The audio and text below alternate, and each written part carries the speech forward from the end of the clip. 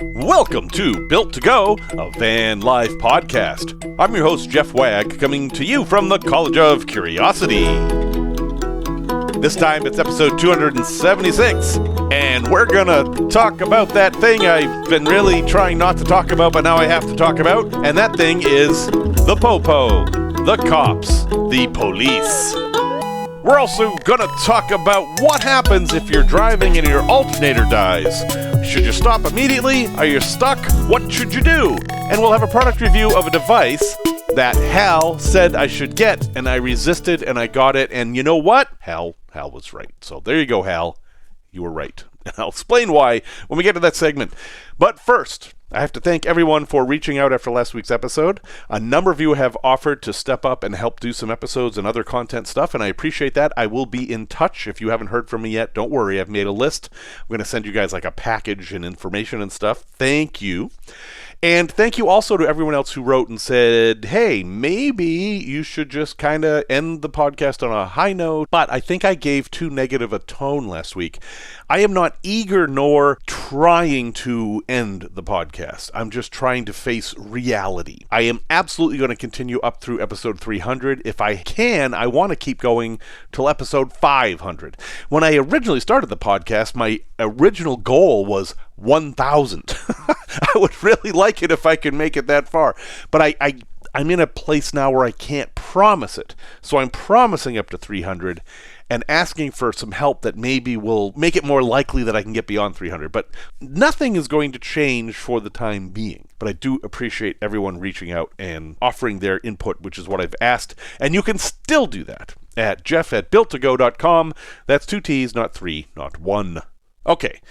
I started recording an episode about this a few weeks ago, and then I said, no, I don't know enough about this to talk about it, and then now I feel like I have to.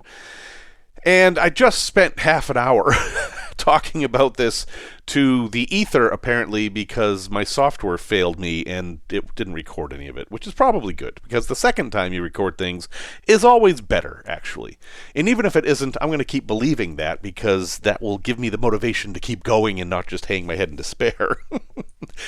We got to talk about the cops. So when I started this podcast, I decided I was going to be a cheerleader for people who want to do van life. I'm going to be honest. I'm going to tell you the way it is. I'm going to say, pooping in a bucket isn't for everybody. But if anyone wanted to do it, I wanted to give them all the encouragement in the world and everything I could offer to help them try this thing out, whether it worked or not, whether they were a van lifer for a weekend or for the rest of their lives, didn't matter to me. And I am still that person. I am encouraging, but unfortunately, I feel guilty about it now, and I don't like that. And the reason I feel guilty about it is because when I started doing this in 2019, the world, and I mean the United States mostly, was a different place.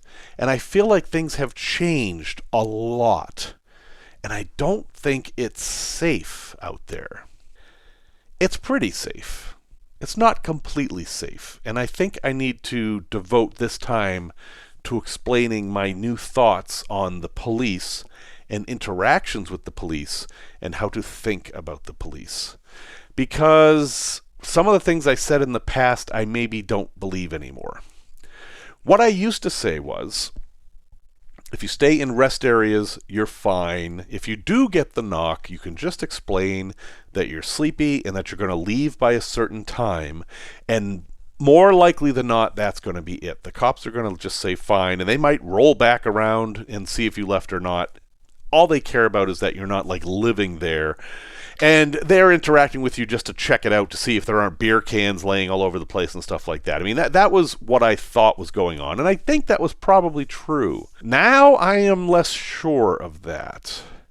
And that is especially true if you're not a white person. I've been aware of the concept of driving while black for decades, so I'm not that naive. But things are different. That's not what I'm talking about. We live in a country now where it is completely legal for masked men, kinda sorta dressed like police, but with no badges or badge numbers, to detain you, handcuff you, pull you into a van or other rented SUV and drive you away based solely on one or two of two things: the color of your skin and your accent. That might sound crazy, but it's actually true.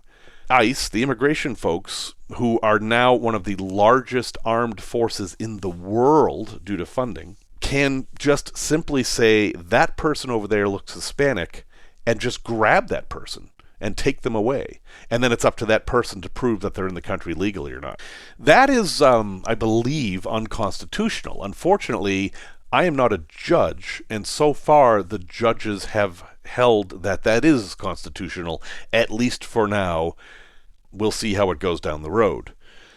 But that means that everything I'm ever said to you, if you're an Hispanic person or you kind of look Hispanic, kind of doesn't apply, because a knock on the door now could mean that you're going to spend the next day in some cell somewhere, and your van's going to be towed away and thoroughly searched. And maybe you were in Chicago and had some marijuana in Chicago, which is completely legal, but maybe you got stopped in Kansas where it's not legal, and suddenly that's a problem that they never would have known, except that they pulled you over or stopped you at a rest area because you happen to have a brownish tinge to your skin. It's a problem. And I don't know what the solution is, honestly. I mean, the solution isn't something that an individual can do. Add on top of that all the new anti-homelessness laws, including from the federal government, where basically by executive order, it is illegal to be homeless. And van lifers are on pretty shaky ground when dealing with the police now. Basically, they can do whatever they want, and there's not much you can do. And while I have never had a terribly bad interaction with police, there have been a few that I've not thought highly of. Most of them have been because I was breaking a law. I was speeding in most cases, and I got pulled over, and I maybe got a ticket or maybe didn't. I mean, okay, that's how it works, you know. I knew I was taking this risk, and everything was fine. But I know that a lot of other people have had completely different experiences, and often it seems to be more with people who aren't white that are having these problems. And more often. Now, it absolutely, definitely is. There's no question. So all the advice I ever said about stealth camping and, you know, you're probably going to be okay, and, you know, just do this and that's all out the window. I can't say that anymore. If you are stealth camping, and by that I just mean camping, sleeping overnight in your van someplace that isn't a designated camping area, you're taking a risk. And that risk is arrest. You can be arrested for that, whether you're doing anything wrong or not, or even whether you're doing anything legal or not, because the laws right now are so all over the place that all a cop has to do is think that maybe you're kind of sort of doing something illegal, and they'll arrest you until it can get figured out, and they'll leave it up to an attorney, a district attorney, to figure out whether they want to prosecute you or not. It doesn't matter. It's the cop's decision whether they're going to haul you in. It makes me very, very sad to say that, but when I look back on my van life experience and all the places I have slept all over the country, parking lots and Cracker Barrels and Walmarts and Bass Pro Shops and Cabela's and a couple of hotels, a supermarket, I mean, a whole bunch of different places. I've slept just on the side of the road, in ghost towns, all of those. Now you could be arrested for. And I'm just talking about arrested. Prosecuted is another thing. And let me tell you what pushed me over the edge about telling you all this. I just watched a video on YouTube, and this is the story. It's one-sided. I'm only seeing the side of the person this happened to, and, you know, take it for whatever you want. Army veteran, driving a van with his wife and dog to Sturgis for the Sturgis rally, is towing a motorcycle behind it, drives all night, has a campground all set up in Sturgis, but stops at a city park as he gets into town because he needs a rest, and the dog's got to have a walk, and they decide to make breakfast. And it's like 7:30 in the morning, right? So it's not even nighttime or anything.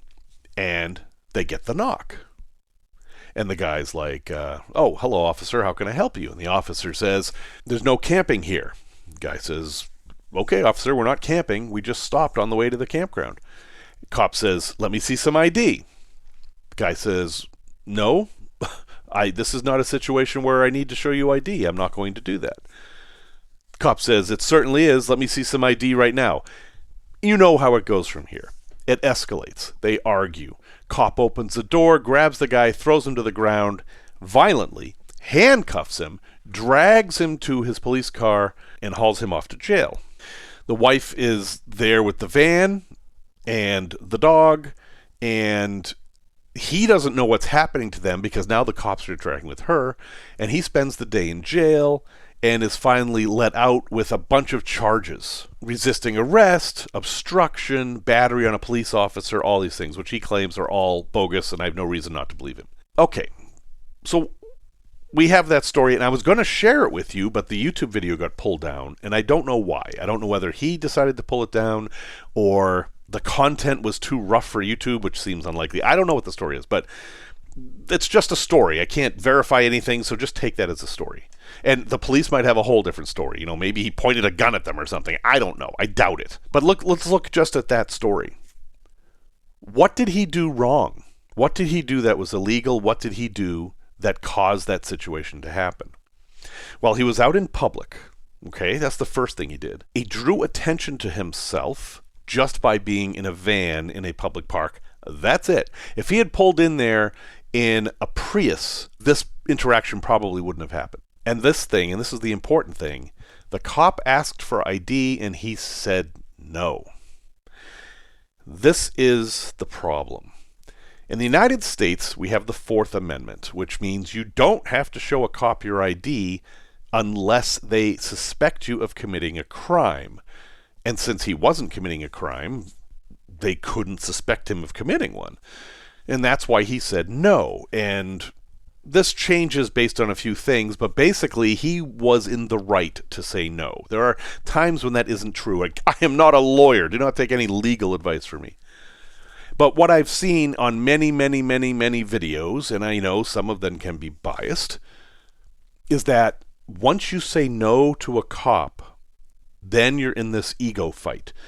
The cop is trained to maintain power over the situation at all times for officer safety. They are not there to have a conversation with you. They're not there to be convinced with you. They're there to get you to do what they want. And if the cop wants to see your ID, whether they're legally justified in demanding it or not, their training, which becomes instinct, kicks in, and they will keep going, keep escalating until they get that ID from you, in many cases. And that's what I think happened here, and I think that happens all the time. So the cop just kept going, and finally the cop went so far as to arrest the guy to get his ID. And then because he was arrested, there had to be charges. And their battery and obstruction are very easy charges. You know, if you touch a police officer, that's battery. If the police officer has handcuffed you, there's lots of opportunities for touch. This is why we have body cams. And that's a horrific situation. This guy didn't even sleep there. He just stopped there. And he's arrested. And this was a white guy, by the way. He's a veteran. And the reason he made the video is because he's going to fight this. He made all kinds of videos and recordings, and he totally intends to take this to court. And good for him. I wish him all the best. But again, the video's gone. But seeing that shows me that it's absolutely true that if people follow the advice I've given on this podcast, these many years, they could get arrested. So I have to warn you about that. It's not safe out there in any circumstances, and it's especially not safe if you don't look white. This is not a political statement. This is a fact borne out by evidence, and you should know that. So I have a personal code for how I deal with the police. It is based on what I think is in my best interest. My advice to you is to come up with your own. It doesn't have to look like mine. You should make it tailored to your situation. But I will tell you what mine is, and then you can go from there. Okay? Number one, very most important part of all of this. If a police officer asks for my ID, as long as I know they're a police officer, I will show them my ID. That's my personal policy. That is an easy thing for me to say because my ID is clean. When you give them your ID, they're going to run it to see if you have any warrants. I don't have any warrants, I don't think. If I do, that would be shocking. I have a very clean record. I really don't have anything to worry about there. That's not true for everybody. If you have anything on there, that makes them look further. You've got some shoplifting arrest from 30 years ago. Well, maybe we're going to look a little bit more. Like, ooh, has he got some plastic bags I can see through the back window? Did he pay for those things? Maybe that's probable cause. I mean, this is kind of what you have to worry about. So you may not decide to do that. But know that if you get into that ego fight with the cops, you could end up arrested just because the cop can't lose. Their ego won't let them lose. Number 2, I will be as polite and terse as possible. I'm going to just use as few words as possible and answer their questions as directly as possible. And I'm going to do it politely, and I'm going to very carefully listen to the words they're saying, not inferring any meaning. Do you have any ID? The answer is yes. The answer is not reach into your back pocket and give them the ID. The answer is yes. Make them say, can I see your ID? Then you have a choice, yes or no. If you say yes, then you hand them the ID. But if you say no, then you're in for the struggle, and you should be ready for that. Again, the rights might be on your side. I'm not talking about what the rights are. I'm just talking about you getting out of the situation safely, or me in this case. If they ask you where you're coming from, you can just simply just say, oh, I was down the road a bit. You can say whatever you want. They don't care where you're coming from. They're asking you questions to get you talking, to find a reason to arrest you or to investigate further. Try not to give them one. On my Aurora trips, I did not have any interactions with the police on any of my Aurora trips, which is, it was a lot of miles, like 5,000 miles, no interactions with the police. But when I have been pulled over for speeding, well, I do have a weird strategy. I say stuff that is true and yet unbelievable. Don't do this. This is a bad strategy. This is a personality quirk of mine. When I'm under stress, I become extremely literal and offer way too much detail. That is bad, but I have done that with the police. And I've made it so that they're just tired of listening to me. They let me go. This is a terrible strategy, but it is something that has actually worked for me. Do not do this. You are not me. I don't know how I've gotten away with it, but I have. Anyway, no, be terse. Be terse. Where are you coming from? Oh, I was just at the supermarket. Something like that. I'm coming from a friend's house. Whatever. As short as you possibly can. If the conversation starts going in a direction that you don't like, you do have the right to invoke the Fifth Amendment. And you can say, officer, at this point, I would like to invoke my Fifth Amendment and stop answering your questions. At no point do you ever have to answer a police officer's question. Ever. You may have consequences for that. That may be enough for them to want to arrest you. But legally, you don't have to say a word to them unless you have a lawyer present and the lawyer advises you that it's okay to answer them. Again, you're in an ego fight with the cop. The cop has to win. And clamming up like that, you're balancing whether they're going to want to win so much that they will ignore the inconvenience that you're causing for them, or maybe it's close to the end of their shift and they don't want to deal with the paperwork, something like that. It's tricky. You're gambling either way, but it's good to have a policy so you don't have to think about it. You just do what the policy says. Do you mind if we search your vehicle? My answer to that is always yes. I will not allow anyone to search my vehicle. Why? Is it because I have things in there? I don't have anything in there that I ever think is a problem. But could there possibly be something in there? Maybe. Maybe I had a friend and they dropped a marijuana vape and I didn't notice it and it's under the seat of my car and I'm in a state where that's not legal. Could that have happened? Maybe. Maybe it's a used car and maybe somebody stashed their weed up in the dashboard and I didn't even know about it, and I'm not going to present any opportunities for them to find stuff I don't know is there. So no searches. If they say they're going to have to call a canine, call the canine. I'm going to sit there and wait, and this will take time. If they're going to bring canines, you can expect to sit in your car for an hour. And then I'm going to record everything, because there have been videos of the cops retraining the canines simply to mark that there are drugs because the cop did something. They've even got this thing where all the cops know this so much that they'll turn away so their body cameras don't see it. And then the next thing you see is, the cop is indicated. Yeah. I don't know why they do this. Maybe they have quotas or something. I don't know. I don't like it. But that does happen. So no, I'm not going to help them search my vehicle. If they're going to search my vehicle, it's going to be because they've arrested me or they've got probable cause or something, because at that point, a court case is much, much, much more likely. And I want as much documentation and evidence as I can possibly gather.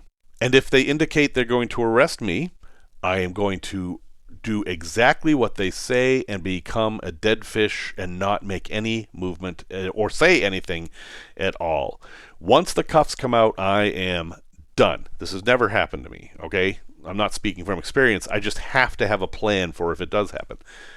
Put your hands behind your back. As soon as I hear that, my hands are going behind my back, crossed in a way that makes it very easy for them to handcuff me. I'm going to let them do what they want. I'm not going to fight or struggle in any way. I'm going to walk along with them and get in the car, and I'm going to be completely silent.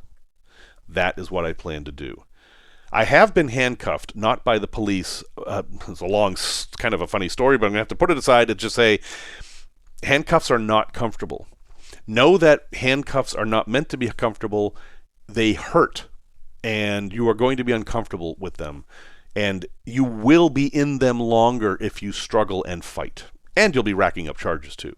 So just go along with it and let them get it over with. That is what my plan is.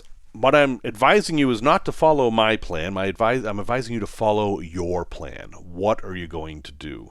One of the most important things you can do is to make sure you have a way to notify someone that this has happened to you, and make sure they know what to do if they get that call at 2 o'clock in the morning that says you've been arrested. For me, I have a whole bunch of people I can call, and they'll take care of it right away. I mean, I've got a nice network of folks that will take care of things for me. Make sure you have someone too. This was not pleasant. I didn't like saying any of these things or recording these things. I like to focus on hitting the road, and there's some of these rest areas are beautiful. Wisconsin has beautiful rest areas. I've spent many, many nights at Wisconsin rest areas, some of them hiking trails, and loved it. I felt very comfortable there. I felt welcome. I mean, it says welcome on the door. But now I just don't feel that way, and I feel like I owe it to you guys not to feel the way I do or not to do the things I've said, but to just understand that it's not the way it was out there. There's a different reality now between citizens and police, and you have to take that into account when you hit the road. So, I'm happy to hear your comments on that if you'd like to. I don't like focusing on negative stuff like this, but I really just had to say that. So, time to move on. Special thank you to everyone who has donated at buymeacoffee.com/built-to-go. That's 2 T's, not 3, not 1. You folks are the reason there are no ads on this podcast, and everyone appreciates that. Thank you especially to the folks who donate every month. If you'd like to help out, you can visit buymeacoffee.com/built-to-go and buy me a gallon of whatever you want. You get to pick what the gallon is, and I will gladly accept it, and we will all thank you. Tech Talk. So what happens if your alternator dies? Can you keep driving? Well, for most people, the answer is almost no. Let's talk about technically what happens. The alternator in your car produces power, electrical power for your car. That's all it does. The engine turns, and a belt turns around this device that has a bunch of coiled wires and magnets spinning, and that generates electricity for the car. That's how it works. And that electricity powers your lights and everything that's electronic in the car, and also recharges your battery. Now, alternators wear out, belts break. There are times when your alternator just stops working. And weirdly to me, some vehicles don't even tell you this. Like my Sprinter doesn't have a light that says the alternator has stopped working, which I find bizarre. Or maybe mine just burned out. I've never seen a vehicle that didn't have a light. No, it's usually a picture of a battery that comes up that says something's wrong. At least when the battery starts getting low. But in my Sprinter, nothing. The battery it will not tell you anything. Anyway, we'll talk more about the Sprinter in a minute. But it made me think about this. We have an interesting situation in camper vans because the alternator is not actually necessary for the vehicle to keep going. What's necessary is the power it produces. And when we're in a van with a leisure battery and maybe some power banks and stuff, we've got a lot of power. All we need to do is get it to the right place. So if you're in an emergency situation where your alternator has died, you're going to be able to drive for a bit until your battery gets too weak to power everything, which can happen pretty quickly. If you're ever in that situation, turn off everything you possibly can. Turn off the stereo, turn off the air conditioning, all the fans, everything you possibly can. You're still going to be using electricity. Your spark plugs still use electricity, or it depends on what kind of car you have, or truck or van. You're still going to be using electricity. Your battery is still going to die, and that's going to kill your vehicle. But turning everything off will help. However, if you're clever, you can actually jump your other batteries to the starter battery, and that can keep you going longer. I know a lot of people in Winnebagos have done this, because Winnebagos, the old classic Winnebagos like the one I have, the alternators go all the time because these things are 50 years old. And what people do is they run 12 volts from the leisure battery to the starter battery. Now, it's really easy to do in the Winnebago. There's a switch for it on the dashboard. It's very easy. Or if you look underneath, the leisure batteries and the starter batteries are actually on a tray right next to each other, so you could just wire them together. You might have a little harder time if your batteries are in the back, but the concept is there. You can take the 12 volts from the leisure battery and apply it to your starter battery, and that will keep you going. Now, you don't want to do this very long. You're still draining power, but you could maybe extend your trip from 10 miles to 100 miles if you had to, and that might help. Definitely take it easy. Don't use more power than you have to, and vehicles will act differently depending on your experience may be different depending on what kind of a vehicle you have. More and more vehicles have electric steering now. My NV200 had that, for example. And then if your alternator goes, the steering could also go too. So this is not a safe thing to do. It's still an emergency situation. So you want to do this to limp along to get to where you need to go. But it is nice to have that option. It's a perk of van life that you have all this excess battery capacity that you can use just to keep going down the road if you have to. Product review. And this device will help you. So I talk about multimeters a lot. It's one of the essential things you need if you're building out a van. And a multimeter is just this little yellow, orange, or red box that has two wires coming out of it, and you use it to detect voltage or amperage or resistance. It's basically an electronic, if you've seen Star Trek, it's like a tricorder for electric things, basically. And I've used these things for 40 years now, I think.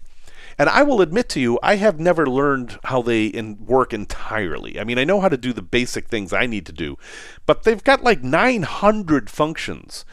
And if you don't know the symbols of electricity, you may not know how to use the stupid things. For example, if you don't know what the omega symbol means, some of these are going to be impossible to use. The omega symbol is a symbol for ohms, which is the measurement of resistance, which is how you test continuity. And if all that confused you, I understand why. You need to have a decent amount of education to understand how to use one of these multimeters. So Hal found this one that you don't need to know anything. It doesn't have any settings on it. It's like, it's kind of funny. It's a smart multimeter, but it's also a dumb multimeter. And I will explain. I have a link in the show notes, of course. But the point of this thing is, you don't have to set anything. You just do what you want to do, and it will tell you. For example, it's got two wires, a red one and a black one. If you put the red one on the positive side and the black one on the negative side, it will tell you the voltage, because that's probably what you want to do. If you put the leads in between a circuit, for example, you attach the black one to a light bulb and the red one to the power on the battery, it will tell you the amperage or the draw. And if you connect it to two pieces of a wire, it'll tell you if the wire has any breaks in it. It just knows what you want to do. And it's not that it's smart or reading your mind, it's just that it senses voltage, amperage, and resistance all at the same time. And then if it doesn't detect any voltage or amperage, it will show you resistance. Or if it detects a lot of amperage, it'll show you that. Or if it detects a lot of voltage, it's just figuring out, it's just like a chart. It's a giant if-then statement. That's how this thing works. But it does work. It's dead. If you are not familiar with electrical stuff and you don't want to take the time to really learn how to use a proper multimeter, this thing is probably what you should have. Plus, it has another thing that none of my multimeters have, which is called an NCV, which has nothing to do with the NCV3, which is the kind of Sprinter I had. NCV is non-contact voltage. There's a little nubbin at the top of this thing, and it detects electricity. It's not all that great at it. It's not like it's not going to tell you how many volts or anything, but it'll tell you if there's electricity there. So for example, if you're trying to trace the wires from a switch, you can turn the circuit on and then hold this nubbin by the switch and it will make noise. And then you can just move along the wall, and as long as it keeps making noise, you're following the wire. Or you can tell if a wire's energized before you disconnect it. For example, let's say you've got this giant cable that goes from your battery to your DC to DC charger, and you're not sure if there's power there. Well, just run this thing along it, and if it doesn't beep, there probably isn't power there. It's kind of how do you trust a negative? You still want to be careful, but it would definitely beep if it detected power, and then you would know you shouldn't do anything just yet. It's $16. It's not even, it's $15. Right now. It's on sale. I mean, I'm going to keep this, even though I've got all these other multimeters. This one's so dead simple that that's what I'm going to use most of the time now, I think. It's very small, and it actually feels like an old cell phone, but much lighter. I mean, it easily fit in your pocket. My only complaint about it is that you can't detach the cables. If you were doing just voltage detection, just seeing which circuits are live, you don't need the cables at all. You don't use them at all for that, but you still have to kind of hold on to them, and they're, stabby. So I kind of wish the cables could get disconnected. And also, if you damage the cables, you're kind of in trouble. You have to take the whole thing apart to repair it. But for $16 or $15, you're probably just going to buy a new one. Another thing I don't like about it is that you have to recharge it. Some multimeters have batteries, some don't. This one does, and they put in a rechargeable battery. And while you might think, well, that's great, you don't have to buy batteries, it also means that it can die on you, and then you have to wait to charge it. If you're just throwing in AA batteries, you'll have it again instantly, and that can be a problem. Rechargeable batteries aren't always the best solution, and that's one of those cases. But it's fine. It's got a color LCD screen. I mean, it looks so much more advanced than the old school ones. It's kind of funny. But remember I said it was dumb? This thing will not do anywhere near the sophisticated tests that a proper fluke multimeter will do. So this is not a tool for an electrician or anybody like that. But for somebody building a van, I think this thing will probably do almost everything you could want it to do. And even if you already have a multimeter, this would be a great thing just to throw in your glove box or whatever, just for those quick tests, like checking to see if fuses are still good or whatever, which you do with continuity. So the brand name, which is listed way in the fine print, is NJTY. No idea what that stands for. Digital multimeter, weighs 150 grams, and it's $15.19. And I will have a link in the show notes, and I'm happy with it. So thanks, Hal. You were 100% correct, and I'm glad you found this thing. Tales from the road. This is an unfinished tale, but I'm going to tell it now because it's happening now. The Sprinter. We're going to still talk about the Sprinter. Some of you on Facebook and in the Discord group may have noticed that I was posting pictures of the Sprinter being all empty. And I've got two quick stories about this. The first is that you learn about van life when you take apart a van, as well as when you build a van. And I did not expect that. As I was taking the van apart, I removed the sink and the battery and the fan and some lights and stuff I was going to reuse in my new build. I learned some things. For example, I saw where there was some wear I didn't know about that was happening, and I saw that some of the ways I connected things wasn't ideal, and I came away with this appreciation of the process, that this was actually not ending a van life journey. This was part of it, and it was like a reckoning of all this work I put into this van, what happened to it, what survived, what didn't, what worked, and what didn't. And I took mental stock of all that. And that was actually super useful, and it kind of cheered me up a little bit. I mean, this was a miserable process. I just spent years building this van, and it was my favorite thing. Of all my objects that I possessed, except for maybe my phone, this thing was my favorite thing. And, I was taking it apart. I felt like I was betraying it. But using it as a learning experience, I was like, wow, okay, I see how I can do this differently and make it better. Or in some cases, I was like, that really held up well. That was a really good solution for that. So if you are in this situation where you have to empty out a van like that, try to take that attitude. Try to take the attitude that this is a learning part that's going to make your next build better. And, I did have some few trips down memory road that were kind of pleasant. And there were some that weren't so pleasant. Remembering how much time I spent removing the brackets for the stretcher. See, now I'm sad again. No, I'm not. No, I'm happy to be done with that problem. That's where I am. And speaking of that, what I decided to do, as I mentioned, was I was going to donate the van to NPR. And if you listen to NPR at all, they said, the guy from Car Talk comes on and says, hey, donate your van, and, or your car or your truck. Doesn't matter if it runs. Well, this turned out to be more difficult than I thought. My idea was I would call them and say, hey, come get the van. And they would say, sure. And they would come get the van, and that would be the end of it. No, it's much more complicated than that. Obviously, NPR isn't doing this themselves. They've contracted with a company to do it. And the company, well, I think they're on the up and up, but it was just a little odd. Their instructions say that before they even come, you should fill out the title and sign it over to them. And then, step 7 in the process was you send them all this information, which I did. And then they wrote back and said, we don't think we want your van. You can see the problem there. Had I followed their instructions, which I didn't, I would have already signed over the title to them only to have them say they don't want the van. That's a problem, because then I'd need to go get a new title, or I'd need to find them and have them sign it back over to me. Yuck. So I'm glad I didn't follow that advice. But they were really iffy about the van, and they asked me what I thought it was worth, and I was like, isn't that your job? And they said, well, what do you think about $500? I was like, $500? I'm pretty sure it's worth more than that in scrap. So I went to Kelley Blue Book and looked up the value of the van. I picked the worst possible condition since the van kind of only sort of runs. And it came back with $7,000. So I said, all right, $7,000. And they said that what they did, this is interesting, they put it up for auction without actually having possession of the van. And they came back with an offer of $1,100. And I've just had a sip of Dead Man's Whiskey in honor of that $1,100 offer. I said, let me think about it. Because at that point, I'm like, well, is this even worth it? Because it's not like NPR gets that whole $1,100.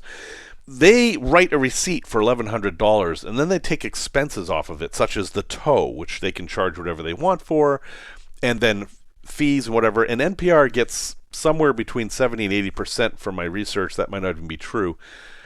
NPR's not getting that much money out of this, but somebody is, because I know that van is worth more than that. At some point, it's going to be parted out or whatever, and somebody's going to make significantly more than $1,100 from a van that has no body damage and an engine that can be saved, and even the wheels and tires could be worth more than that. So I was like, well, if I'm going to have to go through this why don't I just do this? And I spur of the moment, I stuck it up on Facebook Marketplace for $2,000 just to see what would happen. I looked around, and there were a bunch of NCV Sprinters being parted out and stuff, and I was like, yeah, what the heck, let's just see. All right, then here's what happened. First 10 minutes, I had 12 people trying to buy the van. 12. And Facebook Marketplace is full of scams, and I'm looking like, okay, that's a scam. And the classic thing, I tried to be very specific in the description. It's this year, it's this many miles, everything. And somebody basically asking me every single question that's answered in the description. And finally, after 2 questions that I knew were like in the title. I said, go read the description, and they went away, which is interesting. A lot of scams out there. And then one of them caught my eye. It was somebody who wanted to turn it into a camper van. I was like, oh no, here we go. And I'm like, I explained to the guys, like, look, I'm a van life guy. I don't think this vehicle is very good for somebody who wants to go van lifing in it unless they're a mechanic. And he said, well, my brother's a mechanic. And so I ended up talking to the guy's brother on the phone. Unfortunately, there was a language barrier, so I'm not sure how much of it got through. But he basically said, after I told him everything that was wrong, he said that he thought he could help his brother fix it and that it would be fine. And I think if that's the case, this is a great deal. For $2,000, you're getting a good basis for a camper van. It's not a camper van now. I've removed too much of it. It's a cargo van with cabinets now. But okay, I hope it works out. So we're supposed to do that this weekend. I don't know if it's going to work out, but I will let you know how that story goes, because I know at some point you and your van are going to part, and it may go this route. So at this point, I can get $2,000 for it, and if I could just donate that to NPR, they get a lot more money than if I dealt with this company that is handling their vehicles. I mean, I don't really understand how it all works, but what they say in the ads isn't really what happens. And if you are ever doing this, do not sign your title over until they are on site and taking the vehicle. Because if you sign that title over, it's legally theirs. And you don't want to be in that situation. They need a bill of sale too, but still, don't sign the title. It's a pain in the ass document to begin with. A place to visit. Given everything else we've talked about in this rather negative episode, I want you to do something for me. At some point, I want you to go someplace that you don't know where you're going. And a fun way to do that is to pick a word. Pick a word. I did this Aurora project kind of like this, but before I did the Aurora project, I also did the Moon project, except it wasn't a project. I knew I had to drive to Texas, and I knew I wanted to find something to break up the trip between Chicago and Texas. And I hadn't explored Oklahoma that much, so I was like, I'm going to go to Oklahoma. I'm going to go to a place just based on a word. I'm going to look at the map and find an interesting word, and that's where I'm going. I don't care about anything else, just the word. And I ended up going to Moon, Oklahoma. M-O-O-N, Moon, Oklahoma. And that's a whole big, long story. And it's kind of an interesting story. But I'm not going to tell you the story, because I want you to make your own story by doing the same thing. This does things for you. Not only does it give you a story, it gives you perspective. And it sets your mind in a way that you're not looking for a thing. You're looking at everything. You have found the destination. You don't know why you're there. So you're taking everything in. You're noticing everything because there's a story here and you're looking to create it, and your mind will now be open to everything that's around you. You'll notice so much more. If you're driving to Disney World or whatever, you're just looking at the map. There's Disney World. There's Disney World. How many more miles to Disney World? It's Disney. But if you're just driving to the name of a place, you've got no preconceptions. You've got no idea what you're going to see, and because of that, you're going to see everything. I had a weird, fun, kind of creepy experience in Moon, Oklahoma, and that is permanently a part of me.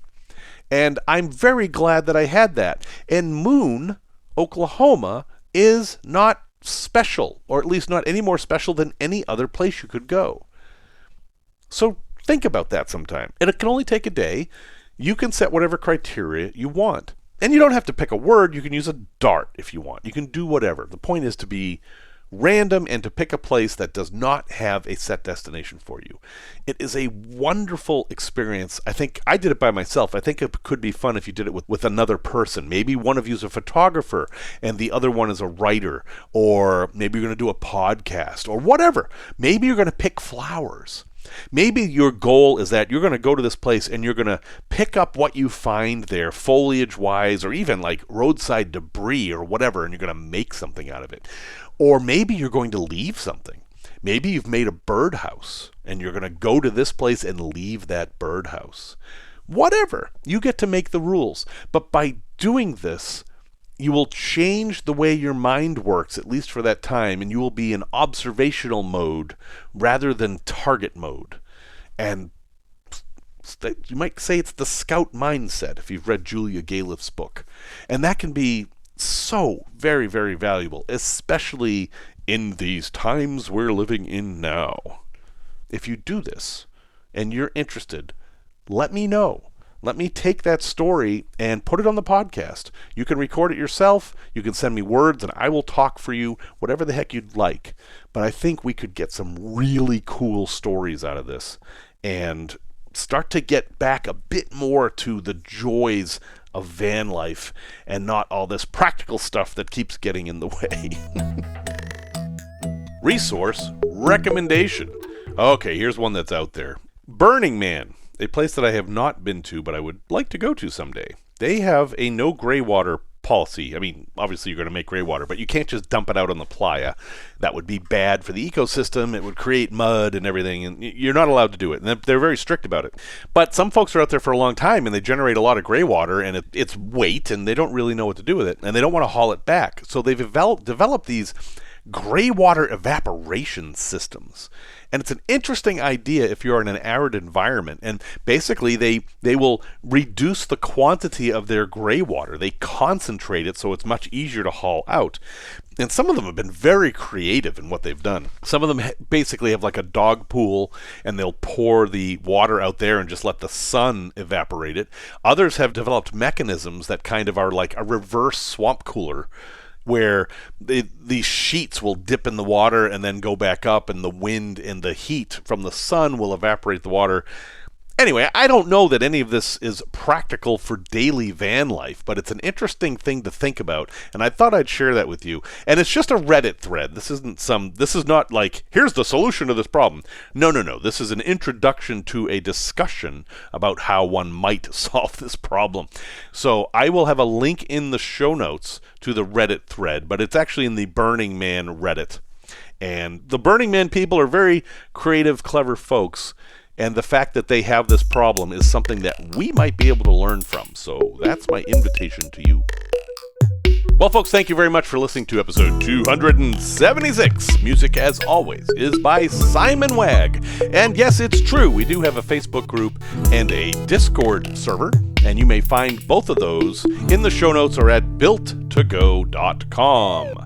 Until next time, remember the words of Marilyn Vos Savant, the most intelligent person in the world, who said, "To acquire knowledge, one must study, but to acquire wisdom, one must observe."